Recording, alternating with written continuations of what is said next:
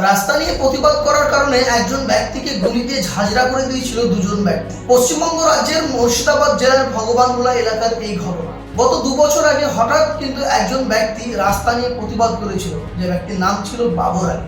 আর তিনি কিন্তু রাস্তা নিয়ে প্রতিবাদ করেছিলেন কারণ রাস্তা ছিল বেহাল অবস্থা, আর সেই রাস্তা নিয়ে প্রতিবাদ করেছিলেন।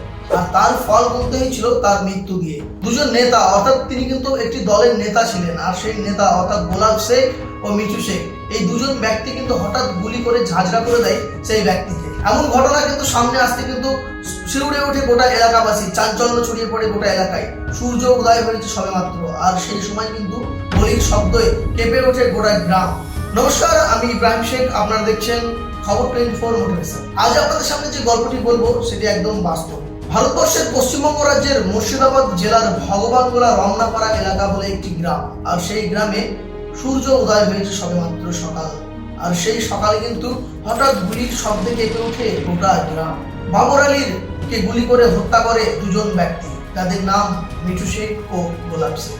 তারা দুজন ব্যক্তি রাস্তা নিয়ে প্রতিবাদ করেছিলেন বাবর আলী, আর সেই কারণে গুলি নিয়ে দাপাদাপি করে গুলি দিয়ে কিন্তু ঝাঁঝরা করে দেয় বাবর আলী।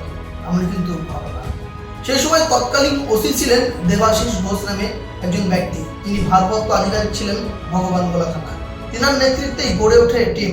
পাশাপাশি ভগবানগোলার এসডিপিও ছিলেন উত্তম গড়াই। তিনার নেতৃত্বে টিম গড়ে ওঠে, আর সেই টিমের তৎপরতায় কিন্তু শুরু হয় তদন্ত। আর সেই তদন্তের পর কয়েকদিন কেটে যাওয়ার পর কিন্তু গোলাপ শেখ ও মিঠু শেখকে গ্রেপ্তার করে ভগবানগোলা থানার পুলিশ। আর সেই গ্রেপ্তার করার পর তাদের নামে আইনি ব্যবস্থা নেয় পুলিশ কর্মীরা। এই ঘটনার কঠোরভাবে শাস্তির দাবি জানিয়েছিল এলাকাবাসী। আর তারপর কিন্তু শুরু হয়েছিল নতুন অধ্যায়। ভগবানগোলা থানার ওসি দেবাশিস ঘোষ তিনি বলেছিলেন এলাকাবাসীর উদ্দেশ্যে, আপনারা নিশ্চিত থাকুন, এর সঠিক বিচার হবে।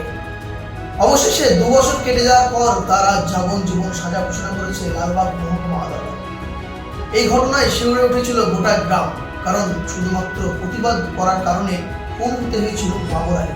মুর্শিদাবাদ জেলার এই ঘটনা কিন্তু আজকের নতুন নয়, কারণ মুর্শিদাবাদ জেলায় এমন ঘটনা আমরা দীর্ঘ সময় দেখে থাকি। তারপরে কিন্তু এমন ঘটনা শিউরে তুলেছিল গোটা গ্রাম। আজ বাবর আলীর পরিবার খুশি, কারণ তারা বলছে অবশেষে 2 অভিযুক্ত মিঠু শেখ ও গোলাপ শেখের অবশেষে শাস্তি হলো, অর্থাৎ শাস্তি ঘোষণা হলো। কারণ যাবজ্জীবন সাজা ঘোষণা করেছে আদালত।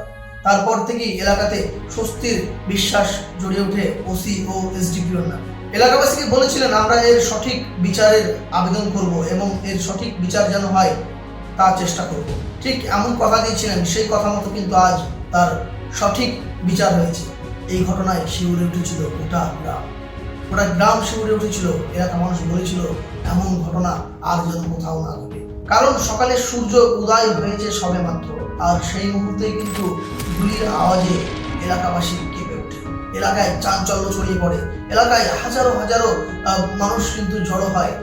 লাখো পুলিশ কর্মীরা কিন্তু তারা কিন্তু ছড়িয়ে পড়ে। তারা কিন্তু তদন্তের স্বার্থে কোথা থেকে এলো এই গুলি এবং কেন খুন করলো এই বাবর আলীকে, এই ঘটনা কিন্তু শিউরে তুলেছিল। আজকের এই বিচার ব্যবস্থা, আজকের এই বিচারের কারণে কিন্তু স্বস্তিতে আত্মহারা ভগবানগোলাবাসী। মুর্শিদাবাদ জেলায় এমন ঘটনা ঘটার পর আজকে সেই ঘটনার শাস্তি হলো, এটা নিয়ে কিন্তু এক নতুন অধ্যায় শুরু করেছে। মানুষ বলছে শাস্তি হওয়া উচিত ছিল এবং শাস্তি হয়েছে।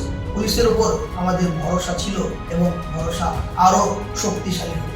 সেই সময় তৎকালীন ওসি থাকা দেবাশিস বাবুকেও ধন্যবাদ জানিয়েছে। অন্যদিকে এসডিপিও ছিলেন উত্তম গড়াই, তেনাকেও ধন্যবাদ জানিয়েছে গ্রামের মানুষ। এবং নিউজ প্ল্যাটফর্মগুলিতেও কিন্তু ব্যাপক পরিমাণে পোস্টার থেকে শুরু করে ভিডিও ভাইরাল হতে শুরু করে এই ব্যক্তির সাজা নিয়ে, কারণ এমন শাস্তি হওয়া অত্যন্ত জরুরি ছিল।